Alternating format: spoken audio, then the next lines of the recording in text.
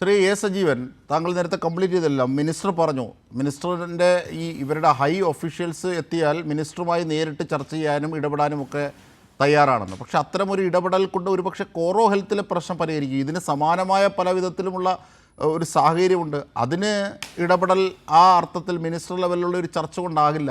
അതിലൊരു രാഷ്ട്രീയ നയരൂപീകരണം സാധ്യമാക്കണം. അത് സംസ്ഥാനത്ത് സർക്കാർ അതിനായിട്ട് ഇടപെടണം. കൺകറൻ്റ് ലിസ്റ്റാണ്. കേന്ദ്രത്തിനും സംസ്ഥാനത്തിനും ഒരുപോലെ ഇടപെടാൻ സാധ്യതയുള്ള മേഖലയാണ് തൊഴിൽ മേഖല.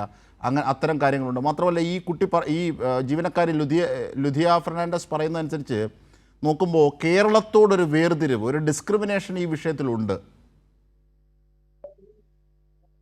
തീർച്ചയായും ഇതിലെ ഒരു പ്രധാനപ്പെട്ട പ്രശ്നം എന്ന് പറയുന്നത്, നിലവിലുള്ള ഈ ലേബർ കോഡിന്റെ അടിസ്ഥാനത്തിൽ ഇപ്പൊ പിരിച്ചുവിട്ട തൊഴിലാളികളുടെ പ്രശ്നം പരിഹരിക്കുക പോലും എളുപ്പമല്ല. ഇപ്പം ബിന്ദു കൃഷ്ണ പറഞ്ഞു ഏത് സമയത്തും ചർച്ചയിൽ ഇടപെടാൻ തയ്യാറാണെന്ന് പറഞ്ഞു.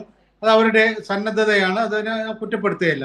പക്ഷേ അങ്ങനെയാണെങ്കിൽ പോലും ഒരു കോർപ്പറേറ്റ് ഭീമനോട് ഇത്തരത്തില് ഈ ഇപ്പോഴത്തെ അവർക്ക് അനുകൂലമായിട്ടുള്ള ഒരു ലേബർ കോഡിന്റെ അടിസ്ഥാനത്തിൽ ചർച്ച ചെയ്ത് പരിഹരിക്കാൻ അവർക്ക് മനുഷ്യത്വം എന്ന് പറയുന്നത് ഒന്നും ഉണ്ടാവണമെന്നില്ല. കാരണം ഈ സാധാരണ ഒരു പെട്ടിക്കട നടത്തുന്ന ആളാണെങ്കിൽ പോലും അവിടെ നിന്ന് ഒരു തൊഴിലാളിയെ പിരിച്ചുവിട്ട് കഴിഞ്ഞാൽ അയാൾക്ക് അതിന്റെ ഒരു ബാധ്യതയും അത് മറ്റുള്ളവർ പറയുന്നത് കേൾക്കാനുള്ള ഒരു സന്നദ്ധതയൊക്കെ ഉണ്ടാവും.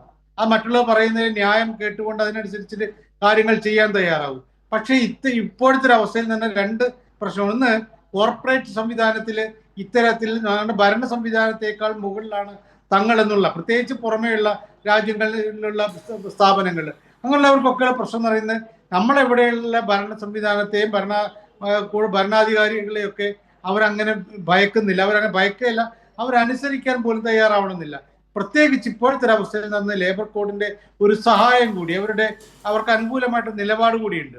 അപ്പോൾ അത് അത്ര എളുപ്പമാണ് എന്ന് ബിന്ദു കൃഷ്ണ എത്രമാത്രം ആത്മാർത്ഥമായിട്ട്, ഞാൻ അവരുടെ ആത്മാർത്ഥതയെ കുറച്ച് കാണിക്കുകയല്ല, അവരുടെ സന്നദ്ധതയെ കുറച്ച് കാണിക്കുകയല്ല, പക്ഷെ എന്നാൽ പോലും പരിഹരിക്കാൻ കഴിയുമോ എന്നുള്ളത് ഒരു സംശയം എന്റെ മനസ്സിൽ. കാരണം സജീവൻ സാർ പറഞ്ഞത് വളരെ ശരിയാണ്. കാരണം ഈ കോൺട്രാക്റ്റിൽ ഒരു വ്യവസ്ഥ ഉണ്ടായാൽ അതിനെ മറികടക്കാനുള്ള ഒന്നും തന്നെ നമ്മുടെ ഇപ്പോഴത്തെ ലേബർ കോഡിൽ ഇല്ല.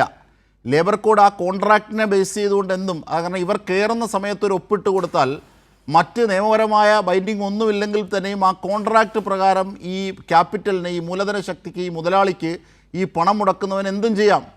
ഇങ്ങനെ ഒരു സാഹചര്യം ഈ ലേബർ കോഡിലുണ്ട്. അപ്പോൾ അങ്ങനെയുള്ള ഒരു സാഹചര്യത്തിൽ എന്ത് ചെയ്യാനാകും എന്നുള്ളതാണ് പ്രധാനപ്പെട്ടൊരു വിഷയം. തീർച്ചയായിട്ടും അതാണ് പ്രശ്നം. അപ്പൊ അതിന്റെ ഒരു പ്രശ്നം കിടക്കുന്നുണ്ട്. അതിനപ്പുറത്തേക്ക് താങ്കൾ പറഞ്ഞ പോലെ ഇതിലൊരു രാഷ്ട്രീയ നിലപാട്, ഇപ്പൊ പിരിച്ചുവിട്ട ആളുകളുടെ കാര്യം ശരിയാക്കി എടുക്കേണ്ടതാണ്. പക്ഷെ ഇതേപോലെ ഇപ്പോൾ പിരിച്ചുവിട്ടിട്ടുള്ള 800-ലേറെ ആളുകളെ, ആ ആളുകൾക്ക് അപ്പുറത്തേക്ക് ഇനി ഒരു 8000 വീണ്ടും വരാനുള്ള സാധ്യത കൂടി കിടക്കുകയാണ്. ഇപ്പൊ പറഞ്ഞ കേരളത്തോടൊരു അവഗണന ഉണ്ടാവുന്നു. ഇതിനേക്കാൾ കൂടുതൽ കുറഞ്ഞ ശമ്പളത്തിൽ ജോലി ചെയ്യാൻ തയ്യാറാവുന്ന മറ്റു ആളുകളുണ്ടെങ്കിൽ അവരെ പരിഗണിക്കുന്ന രീതിയിലേക്ക് പോകും.